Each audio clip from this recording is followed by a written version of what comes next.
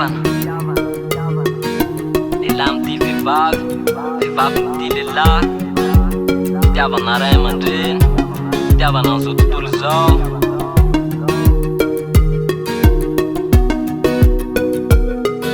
Vao miratra ny maso de izy no tazako, izy ny eo anilako, izy lay anjarako.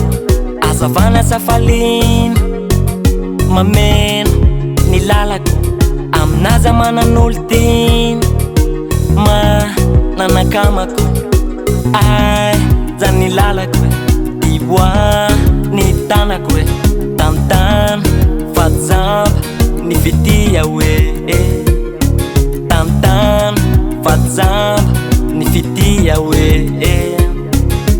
ay zany lalako e, iboa ny tanako e, tantana fajamba ny fitia hoe tantana fajamba ny fitia hoe mahery lay fitiavana, mahery tsy halembenana, mahery lay Andriamanitra androsoana tsy verenana, mahery mahafanina tsy ay hotakarina, tsy manahy famaminya.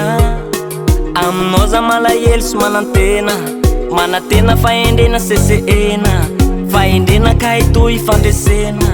Amizay lay fitiavatsika ho mafy, zay le fanekena. Ay zany lalako e, tiboa ny tanako e, tantana fajamba ny fitia hoe tantana fajamba ny fitia hoe tantana fajamba ny fitia hoe tantana fajamba ny fitia hoe tantana fajamba ny fitia. Le love tsika roa lasa ray, lasa olo tsambatrao, ara-pinona miaraka amle raitsy to.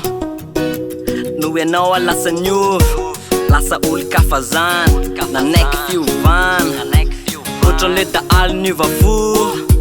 Zay ohatran'le dahalo niova fo. Ay zany lalako e, iboa ny tanako e, tantana fajamba ny fitia hoe tantana fajamba ny fitia hoe